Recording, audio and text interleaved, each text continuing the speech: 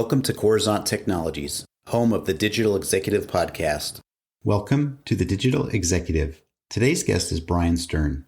Brian Stern, an entrepreneur focusing on technology and new enterprise development in the lighting industry, is the CEO and co-founder of Puro UV Disinfection Lighting and LED Supply Co. After receiving his BS in Business Administration from the University of Denver, Daniels College of Business, Brian founded, along with partner Lawrence Webb, LED Supply Co., a wholesale distributor of LED lighting products with a focus on sustainability and energy efficiency. In early 2019, Brian added new technology to his growing lighting company portfolio by co-founding Puro UV Disinfection Lighting, with the initial mission of protecting people's health and promoting wellness with the next generation UV light technologies, powered by partner organization Violet Defense and their patented technology. Well, good afternoon, Brian. Welcome to the show. Thank you very much. Appreciate you having me. Absolutely. Again, another fellow Brian entrepreneur on the show, and that kind of gets me jazzed. It's like a good luck here for our podcast today. And I say that with all sincereness. Brian is just an awesome name. Anyway, moving into the questions, Brian, we want to talk a little bit more about your company and your background and what you're doing. You've got quite the career in product management, a serial entrepreneur, and now the CEO and co-founder of Puro Lighting and LED Supply Company. Could you share with our audience the secret to your career growth and what inspires you? Yeah, I would be happy to. LED Supply Co., my business partner and I started when we were 24 years old, so just a couple of years out of college. And we were passionate about some new technologies that were coming to market and found LED lighting really interesting. So LED was just becoming commercially viable back in 2009. And so we started LED Supply Co., new products using essentially the newest technology for lighting on the market, and pretty quickly expanded what we were doing. We literally started at our kitchen tables. We had a little bit of an idea about the market that we were getting into, but we're fairly ignorant to some of the typical channels that people were going to market with lighting products historically. And so we just kind of did it the way that seemed most obvious to us, and it worked well. Additionally, LED at that time was expanding kind of exponentially. It was a really very niche technology. It was only being used in very specific applications. And we helped to kind of expand the use in large commercial facilities and pretty quickly grew. So that business grew from, Webb and myself, Webb being my business partner, to today we've got 56 employees across our two different companies. So it's grown pretty substantially. And along the way, about 4 years ago, we had a partner of ours that was interested in UV technologies. One of our largest partners, Siemens Corporation. So they're one of our biggest customers. And they were interested in disinfection applications in healthcare. And so we started to kind of explore some of the opportunities there and found UV technology for surface and air disinfection very intriguing. We had always kept a kind of niche lighting products OEM division within our company LED Supply.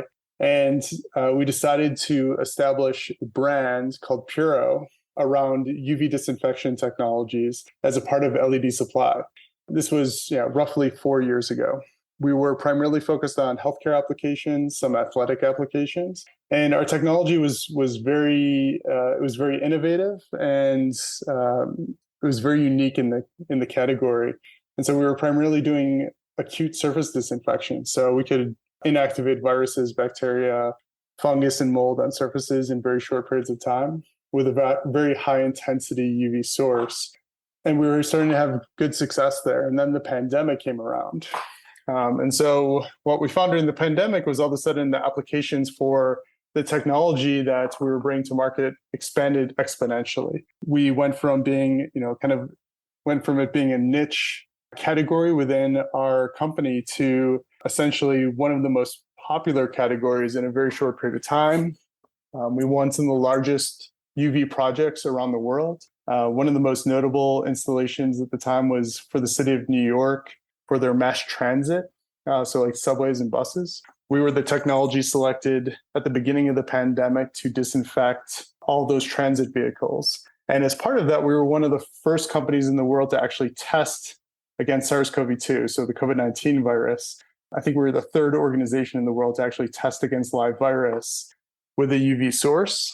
And they found that our product was extremely effective, and our business kind of exploded from there. So Puro became the same size as LED Supply in the matter of a few months. And LED Supply took us, roughly 11 years to grow to that size.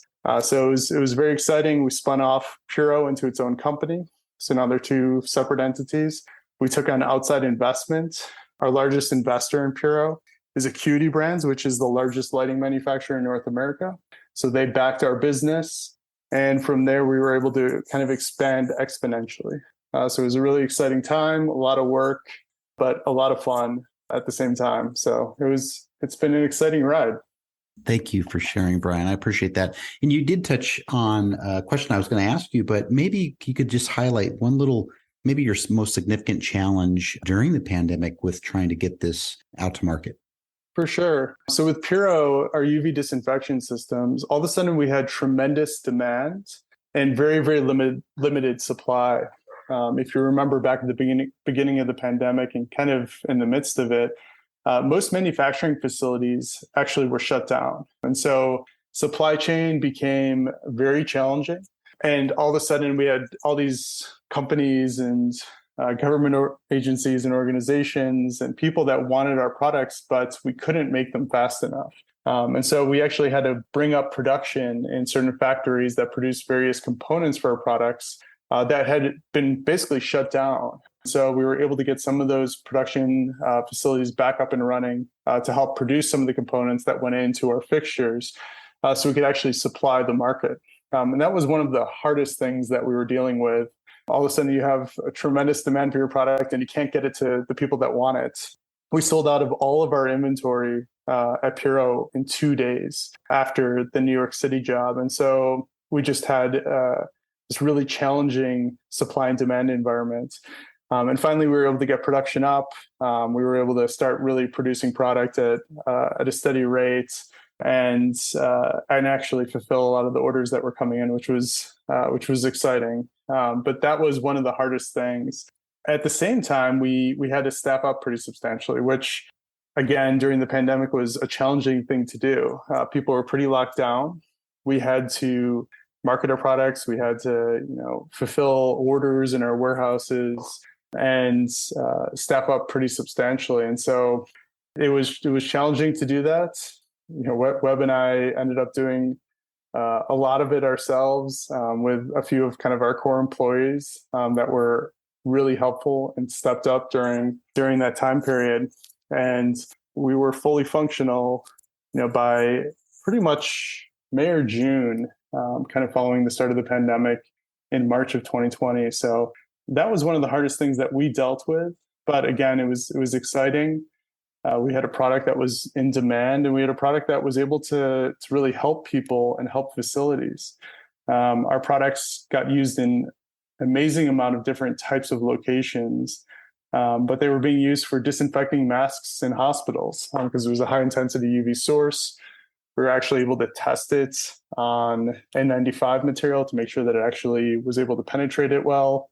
And we found it to be extremely effective. And so when all those supply shortages were happening with masks and gloves and all sorts of PPE, our products at that time were being used to disinfect those types of materials and help healthcare workers actually have safe coverage. So we were pretty honored and excited to be able to be part of that, kind of help with the solution and then expand what we were doing during that time pretty exponentially. Thank you, Brian. I appreciate that. Switching gears, we talk a lot about technology, emerging technologies. This platform here is built on Web3. We've got some amazing things that we're doing here, but maybe you could share with us if you're leveraging any new or emerging technologies within your business. Just highlight something today, Brian. Of course. Yeah. So our business is 13 years old now. Our first business, at least, LED Supply. So during that time, we were always very forward thinking from a technology standpoint. And we were lucky that just being a couple of years out of college and starting a new business that was very small at the start, we didn't have like a lot of legacy technologies that were kind of holding us back. And so everything that we did from the start was 100% cloud-based. Everything from our VoIP system to our ERP systems and inventory management to things like email. Like we just started using Gmail because that's what we're used to using. So everything from a technology standpoint within the company was always cloud-based. Whereas I would say a lot of older companies had to kind of transition their businesses to cloud-based technologies.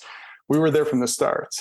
We had been using Zoom as our VoIP system for, I think, 3 or 4 years before the pandemic came around. So when everyone started using kind of video calling during the pandemic, we had already been doing that. We had 2 different offices across the country and various remote workers in different states around the country. And so Zoom was kind of our standard before the pandemic. And we continue to use that now along with all of our cloud-based ERP systems. So it's given us a lot of flexibility in the way that we grow. You don't have to be a worker in the office to be able to use our systems. You could be anywhere in the country and use our systems just as effectively. And I would say that positioned us not only to be able to expand well, but also to give our employees the flexibility that they need to work from home, if kids are sick or if they want to come into the office. And we found a lot of people actually like to come into the office, even when the pandemic was kind of raging. So I would say cloud-based technologies have helped us scale really effectively. And then on top of that, we've always been kind of a company that's identified new emerging technologies. When we started LED Supply, LED was just becoming commercially viable. It was brand new to the market. Sometimes people thought it was laughable in the lighting space, and now it makes up 90% of products sold. The same with UV. We thought, kind of these novel UV technologies were very, very innovative. At the time, install rates were extremely low for them. They were being used by some top-tier hospitals, and that was really it. We saw a lot of opportunity for those technologies to expand, and so we invested pretty heavily in it within our company. And now UV is kind of synonymous with disinfection technologies.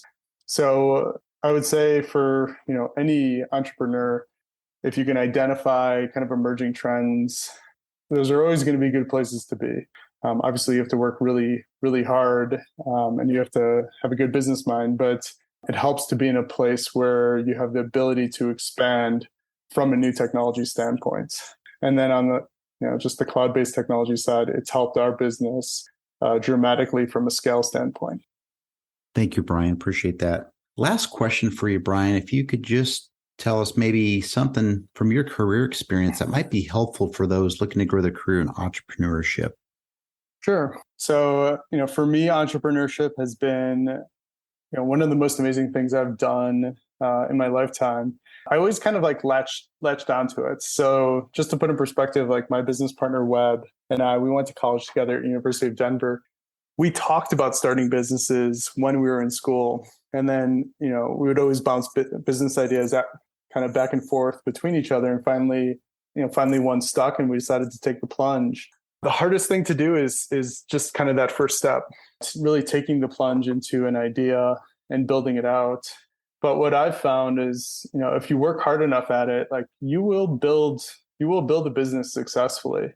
People have this concept of like, I need to start like 5, different startups before I'm going to be successful. And I tend to disagree with that. I think any good idea, if you put kind of your heart and soul into it, there's some market demand for it. You're gonna be successful. People build businesses in a million different ways and in a million different verticals. And so it's just finding something that you're passionate about, that gets you excited, and then really focusing your attention and time on just building it and building out your customers and building out your employees, and just keep continuing to focus on it. And one of the other pieces of advice I think I could give is, with any company, I think this is an existing company or a startup, you should never have the plan of like getting in and then getting out quickly.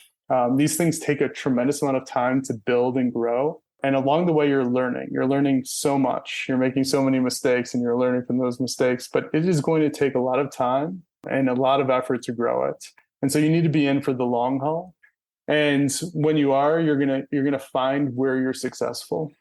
You might find that it's different than your original idea, but your customers and your partners will kind of lead you towards kind of your end goal and where you're going to be successful. And so let your business shift, let your business, morph to whatever it is that customer needs, because that's where you're going to find other customers. That's where you're going to be able to expand, and that's where you're going to be able to grow it. But you need to be patient. It's not going to come on day one. It's going to take a lot of time and a lot of effort. And that's, I think, the most important piece of advice that I could give. Thank you, Brian. I appreciate that. And I know many of the folks in my audience certainly appreciate the nuggets that you shared today around, challenges, struggles, and your path you took in entrepreneurship. So I appreciate that. And Brian, it was a pleasure having you on today. And I look forward to speaking with you real soon. You as well, Brian. Always great speaking to another Brian, and looking forward to listening to the podcast. Thank you very much for having me on. Bye for now.